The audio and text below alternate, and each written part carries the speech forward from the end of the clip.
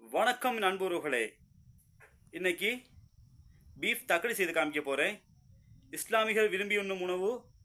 இது தேவையான பொருட்கள் வச்சுக்கிறோம். முதல்ல நம்ம பீஃப் கறி ஆக்கணும். அதுக்கு தேவையான பொருட்கள் இருக்குது.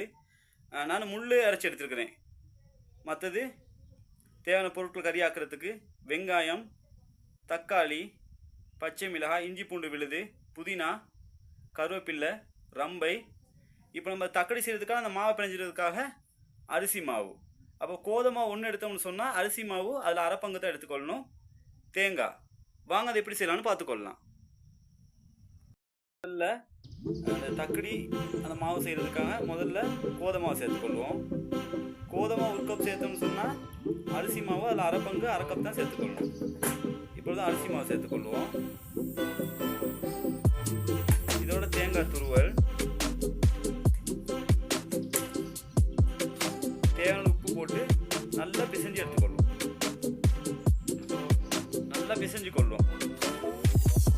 நல்ல நீர் சேர்த்து மெதுவான தன்மையில் நல்ல இறுக்கமாக இல்லாமல் இப்போ சொட்டாக பிணைஞ்சு எடுத்துக்கொள்ளும். தண்ணி சேர்த்து நல்லா பிசைஞ்சு கொள்ளும். இந்த அளவுக்கு நல்லா பிசைஞ்சு எடுத்துக்கொள்ளணும். இப்போ நம்ம தக்கடிக்கு தேவையான கறியை செய்து கொள்வோம். இது என்ன நல்லா சூடான பிற்பாடு வெங்காயம் சேர்த்துக்கொள்ளும். இப்போ நம்ம தக்கடிக்கான பீஃப் கறியை ரெடி பண்ணிக்கிறோம். பீஃப் கறி மிகவும் சிறப்பான மேலதிகமாக எப்படி அதை செய்யணும்னு சொன்னால் இது யூடியூப்பில் லிங்க் இருக்குது. ஃபேஸ்புக்கில் யூடியூப் லிங்க்கு தானே, அதை பார்த்துக்கொள்ளலாம். இஞ்சி பூண்டை சேர்த்துக்கொள்கிறோம். பச்சை மிளகாய், கருவேப்பில்லை, ரம்பை, தக்காளி போட்டு நல்லா வதக்கணும்.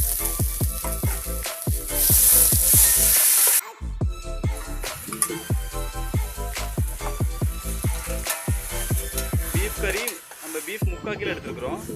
ஆனால் நம்ம பெரிய பாத்திரத்தில் தான் அதை செஞ்சுக்கொள்ளணும். ஏன்னு கேட்டால் நம்ம இதில் கிரேவி கூட வச்சு தான் செய்யணும். அப்போ தான் அந்த தக்காளியை தட்டி இதில் போட்டு வேக வச்சு கொள்ளலாம்.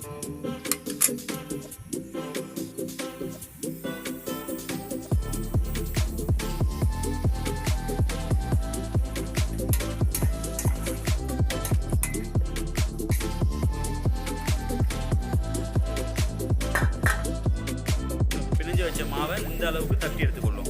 நம்ம தட்டியும் போடலாம், இல்லாட்டி இதை அப்படி சின்ன சின்ன துண்டுகளாக பிச்சும் நம்ம அந்த பீஃப் கறி ஆனதுக்கு இதை சேர்த்துக்கொள்ளலாம்.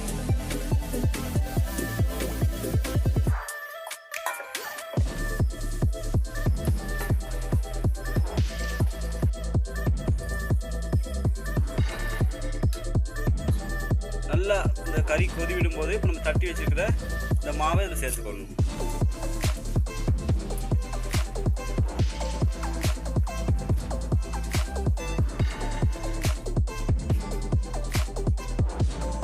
தட்டி நல்லா போட்டாச்சு. இப்போ நல்லா கிண்டி வேக வச்சுக்கொள்ளும். நல்லா இந்த மாவு வெந்துருச்சு. இப்போ நம்ம இறக்கி கொள்ளுவோம். இப்போ நம்ம வந்து போட்டோன்னே இறக்கிடக்கூடாது. இந்த மாவு நல்லா வேக காட்டியும் எடுத்துக்கொள்ளும். இந்த மாதிரி நம்ம அந்த கிரேவி 10 அளவுக்கு வேக வச்சு இறக்கிக்கொள்ளும்.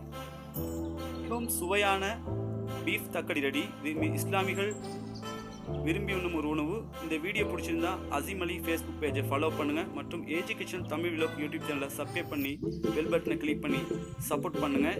இந்த ஃபேஸ்புக் பேஜில் யூடியூப் லிங்கை தந்திருக்கிறேன். அதை சப்ஸ்கிரைப் பண்ணி மேலும் சப்போர்ட் பண்ணிங்கன்னா வீடியோ போடுறதுக்கு மிகவும் உதவியாக இருக்கும். நன்றி.